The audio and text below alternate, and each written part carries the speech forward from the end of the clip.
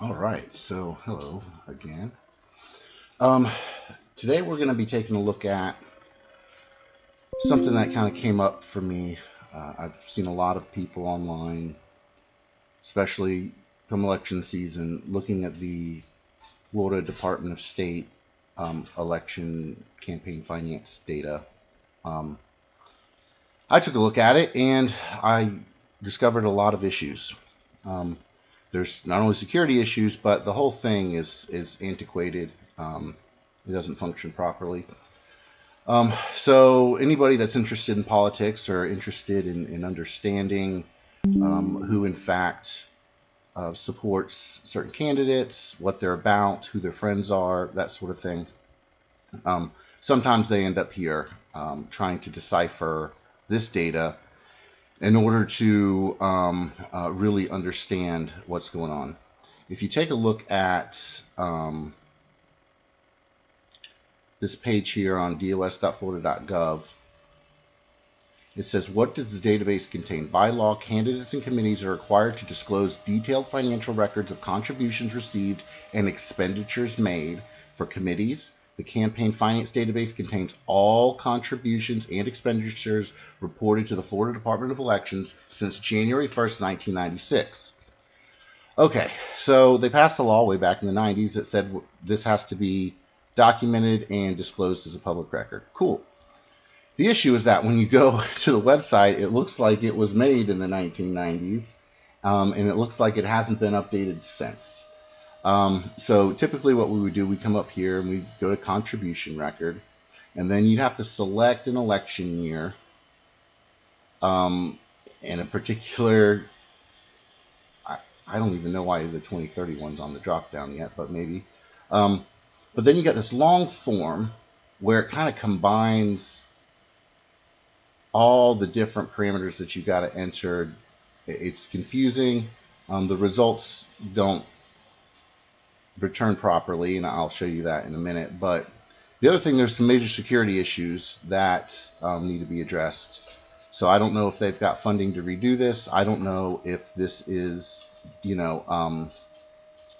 intentionally antiquated, but it really does make it difficult for the public to get the information that the legislator intended to make public. So we have a failure here. So instead of complaining about it, I took some action and to see if we can mitigate the issue ourselves. So right here, I've got the results of my public records requests to the Department of State. I've got the entire campaign finance elections database going back many years. Includes 2026. I'm not sure if it's fully up to date for 2026 because 2026 is still ongoing. So we're going to have to update at some point. Basically, I've imported all of this data. I normalized it. I corrected it. There's some errors in the data where certain records have, like, say, a character that doesn't belong, or a comma or an apostrophe in the wrong place, so the files don't parse properly. So we sorted through all of that. We made a really clean copy of that database, and then I got to work on a website called followthemoneyflorida.org. Um, Ideally, we would want to use the most advanced technology at our disposal in order to search records like this, because essentially what this is a giant table that refers to itself. So you've got money flowing from donors to various entities, and then to other entities, and then to individuals that are running for office, or maybe a PAC that supports the individual. But using the antiquated uh, campaign finance database here, the Florida Department of State website, it is nearly impossible to, quote, follow the money. The intent of the legislator was to make things very clear for the public, so they have every resource at their disposal to make a wise decision on who they should support. And it's not fun. You could spend hours and hours searching through this. I'm sure many of you have. So um, Instead, the most powerful tool that we have at our disposal right now is AI. And what we've done is we've turned the entire campaign finance database into a knowledge graph. So I need to kind of explain what that is. Imagine you are looking at a spreadsheet and it on your screen looks like a flat piece of paper. It's two-dimensional, right? But there are multi-dimensional connections there. So it is downright impossible to search, find the connections, figure out the flow of money. Obviously, money is obfuscated on purpose through intermediaries. Whether that means anything nefarious, I don't know. It depends on the situation. Most likely not in most scenarios, but one can never tell if the data is so difficult to look at. So what a knowledge graph is a database that the AI can access that stores all of the relationships among every data point to every other data point.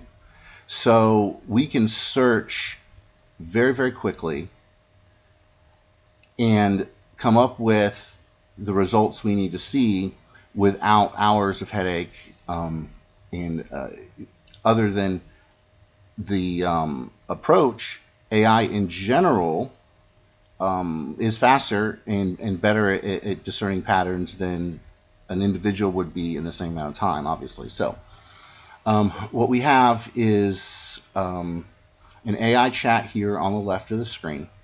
It works just like ChatGPT. You ask it questions, but instead of relying upon its training data, it relies upon the knowledge base that we built from the campaign finance database. What this allows us to do is ask questions, show things here on our little map, and I'll show you how that works here in a second, and really dig deep into the relationships between the parties. Now, what this does not do, it does not show you money laundering. It does not show you pay to play definitively. All it does is it gives you signals. It shows you who's connected to who's in the same social group, who supports who, and the connection is the thing of value. The individual dollar amounts aren't necessarily an indicator for anything. What's important to remember here is that in the state of Florida, reporting on the funds that you received is the honor system. The filer is required to report the identity of where they got the funds if it's more than $500, so on and so forth. Well, when this is filled out on the form, it's not done consistently across different donations. What I mean by that is the same organization could give to 3 different campaigns, and on the forms that are filed with the Department of State, the name of the organization is different. Maybe they spelled the address a little bit different. Maybe they put a comma in there. Maybe they used an abbreviation. So a part of this project was to standardize all of the entities to the best of our ability. Now, there's probably a pretty big margin of error here because it is very difficult to distinguish between especially individual names. Bob Smith, I don't know if it's the same Bob Smith or there might be 20 different Bob Smiths, completely unrelated. So that we can never tell. The other thing we can't tell is if any of these individuals are even real people. You can literally put anything you can on the form, and the good faith part is that the filer is supposed to make a good faith effort to identify positively the contributor.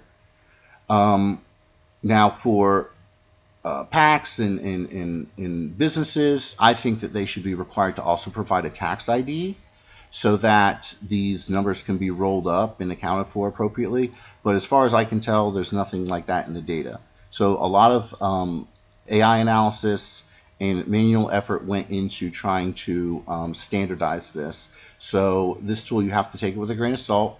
Um, Consider this entertainment purposes only. Um, Everything you see here, you should verify with the Florida Department of State directly on their website or with the data. And you should understand that even though you might see a pattern, without further investigation, that doesn't necessarily give you a good standing to make a conclusion. So this is a good place to start for research. It's absolutely phenomenal. So I'm going to show you how it works. All right. So over here, there's a couple different options you can pick from. I'm just going to pick one here. Is the Florida Democratic Party grassroots or corporate funded? Now, to answer that question, the AI is going to need to, read my legal disclaimer here.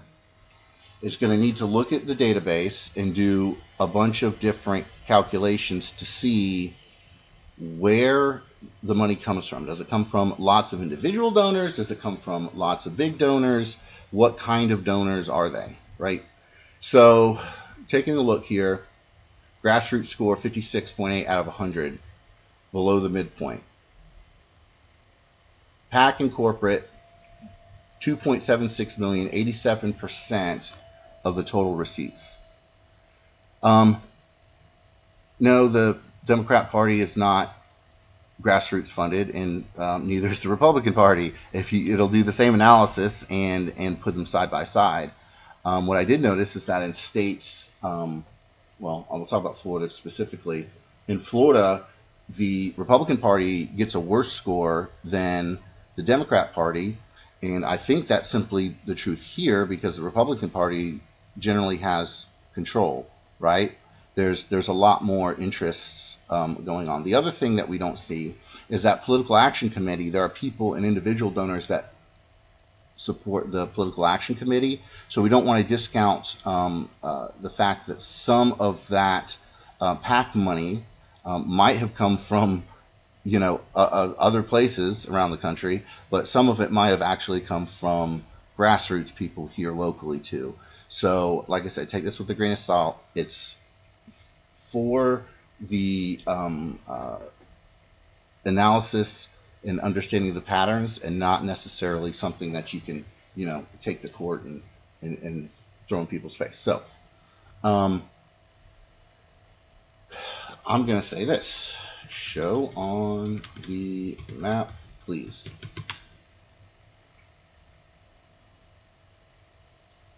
Okie dokie. So, the AI has added this entity to the Florida Democrat Party.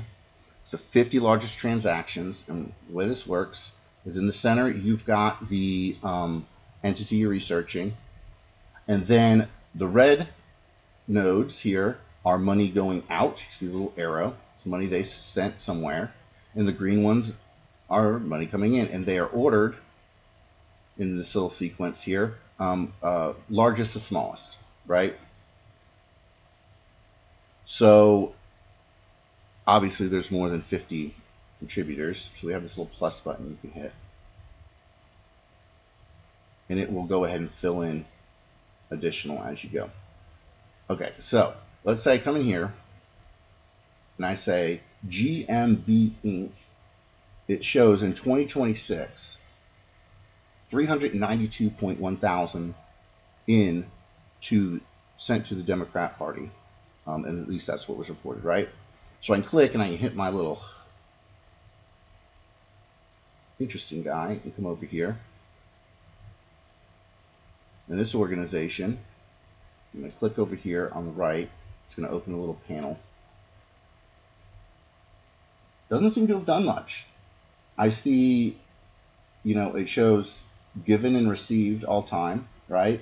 And you can see the red, which is, from this organization out to the Democrat Party through 2026. But that's all I see. If you don't believe me, you can hit the transactions right here. We see two transactions, 292,000 and then 100,000, and the dates of the transaction. You can expand those and see the raw information and our unique identifiers that we use to kind of compile everything together. But if you notice the address. So this is out-of-state money. It's coming from somewhere, but I'll leave it up to you to dig through that any further. Cool thing about this is we can take it even further. We can expand other nodes in this network. Here's somebody that Florida 2026 is the name of this entity. It's a political committee called Florida 2026. That gives us no clue as to what it's about. But what we do know is that there's an individual here. Let's see his name. Simon Deborah. Well, maybe Deborah Simon. At least this is what's in the public record. That made a pretty large donation to this political action committee, which we know supports Florida Democrat Party. What's cool about this is that when you start tracking the money, you could see that there are people that donate to a political action committee or somewhere else, and then that committee will donate to both parties, or to some candidates over here, or some candidates over here, or some judges over here, or some judges over there. I'm going to come up here to the top, and I'm going to hit new.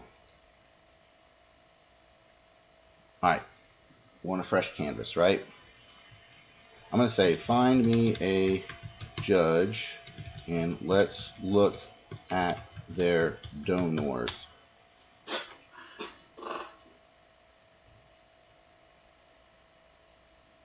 Here we go. Ooh, that's big money. Miami-Dade County, total raised, Laura Ann Stuzen, $394,000, 171 donors. She must be popular. Okay, cool. Let's take a look at some of who these donors are. So the primary donor is herself. A lot of times what the judges will do, they will take out a loan, or they will use their own funds to initially fund their campaign. And I kind of like this as an ethics point, is that I don't know if they're required to do this or if this is just something they do on their own, but should the judge end up running unopposed, right, or doesn't spend all of this money, they pay back all of their donors first before they pay back their own individual loan. That's the pattern I'm seeing, which I think is really cool. But in this case, she's her own biggest fan. Here's another one, but this is this example we see where you see how the name is different? It was filed differently. So as far as rolling up this data and understanding where the money came from, really it's $300,000, right? Now we're going to go money out, antidote. This is a payment processor, so you can see those expenses as well. Let's keep going. Armando Hernandez, 1,000, 1,000, 1,000, 1,000, 1,000, 1,000, 1,000, 1,000, 1,000. What is going on? Well, I believe attorneys and law firms are allowed to give small contributions, and it looks like it maxes out at 1,000. I haven't seen one bigger than that. But Ford, Dean, and Rotundo, PA, gave $1,000 to this judge's campaign. So let's take a look at that law firm. Cool. 2026, they've only donated one place. That's pretty good. Let's take another one. Cole, Scott, and Cassane. They donated to both Laura's campaign and Migna Sanchez Lawrence. So we can open up that. Here's another judge. So we got a little scales of justice here. We can take a look at this judge. No party affiliation, circuit judge. Given and received this cycle, given and received all time. And again, you can go and look at the individual transactions. What's interesting is that if you keep digging a little bit, eventually you find law firms that do this. What do you want to bet? Every single one of these is a judge. And what do you want to bet? I'll leave this up to you to research. Answer this question. Does this law firm have attorneys that appear before these judges? The answer is probably yes. I can't guarantee that it's yes because I haven't looked individually. But this is the pattern that I'm seeing. And it's not that this small amount, especially because most of the time it gets refunded anyways. It's not that this is a bribe, right? It's not. There's, and I'll go over this in a minute. I did the research on it. There are ethics papers and case law about this. This is not such a substantial amount of money that it should sway any decision by a judge. And they probably wouldn't do something so silly and jeopardize their own ethics and career and reputation. But what this shows us is what social circles these individuals are part of. What do you want to bet?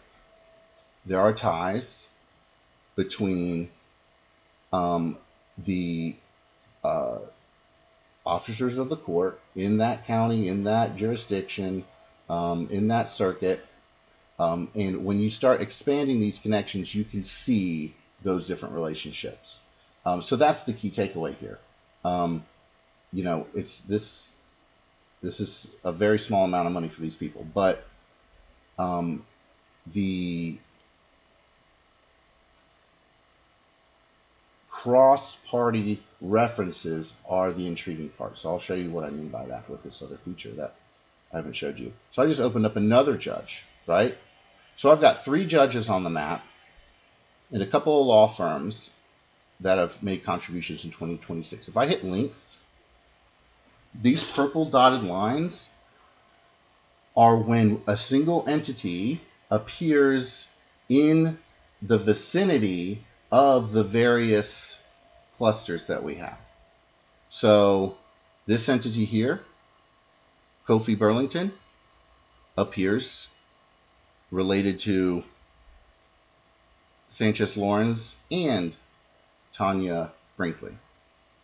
And the more purple you see, the more interconnected and closely defined the group of individuals are. So again, this is not on the political action committee side. You can look at total dollar amounts and you can tell the big players, right, and where they get their money. A lot of it comes from hospitals, a lot of it comes from DC, out of state, that kind of stuff. But on the judicial side, the biggest takeaway is that you can see who is likely part of the same bar association, part of the same courts, who went to law school together, that kind of thing. So it is a social norm in these circles. If one of your prior teammates or friends or people you're associated with step up and want to run for judicial office, that you do some type of donation, even if it's $10. The record that creates, and when we allow the AI to do its thing, is we can see all the connections between these individuals. They put it right there in the public record. So, not that in itself is an indicator of anything nefarious, but it does show patterns where institutional bias and other things could come up and raise questions. So by itself, this doesn't mean anything. But if there are other things that you combine this with, that might be an indicator that you want to ask questions about. You find out that the opposing counsel is, used to be married to the judge. Well, maybe you can do a recusal motion off of that. But this data doesn't show anything like that. It just shows the social network that's at play. So it's a good place to start. So when you use this, Every time you ask the AI a question, we'll go ahead and hit a new canvas here. We're passing through the costs of the AI tokens, and we're tracking that so you can see it. You just add more credit here. When you want to do that, you can go to account, and you can add more AI juice, so to speak. But it's pretty cheap. It does. You can go for a pretty long time on just a couple of dollars. Um, the cool thing here, though, is let's say we go back to this canvas here. Just going to reload everything. Unit graph details. You can export all of this data right to a CSV file or even a JSON object, because that's how it's really structured, anyways. And you can get all the way down to the transaction level to verify if this is correct. With that transaction ID, then you can go to the Department of State and make sure, yes, that's right. What I've noticed is that the data isn't consistent in what I was provided. There may be things that don't show up in the search or whatever. So I'm going to show you, let's say, if I wanted to see this judge and quickly open up those details, hit transactions, we can generate a PDF of all of these transactions very quickly. There's a disclaimer up here that basically says, this is for entertainment purposes only. Do not rely on this. Use it for research. Use it for getting a direction of what you want to look at. And then verify it with the Department of State website, even though, I've explained that it's got some major issues. Um, uh, Worst case scenario, call them and do a public records request if you're not sure. But you can see money in and out right here. And then every transaction, the filer type, the transaction UID is not that's our internal ID, right? The contribution UID maps to what the public record has, and the the addresses and that sort of thing. So that's a cool little tool there. So I'm going to go log out here so we can show our front page. Cool thing about this, you can change the theme. If you don't like looking at all the space stuff. This homepage kind of explains what's it about. And here's a little section here on the political contributions to judges, specifically, more importantly, ones that you may appear before. There, there's some good studies here. I cited Damon Kahn has one, Joanna Shepard has another, and there are some court cases here to look at as well. But the idea here is not that this small amount is ever going to be a payoff. That it's the people already thought about that. They're conscious of that. They're not going to do something silly. But it does beg the question, if a officer of the court, a constitutional officer who is an elected judge, is presiding over cases where there are counsel that are within their social group, and there are people that are not in their social group, whether that judge could be neutral. I asked that question myself, and I bet if we had the data, we would find patterns that show that judges, either consciously or subconsciously, rule in favor more of, in correlation with how closely related the other parties are. So that's my hypothesis. If we had the access to the data, we'd be able to prove it. But the bottom line is this. This is a knowledge graph. It's not a spreadsheet. It's not a traditional database.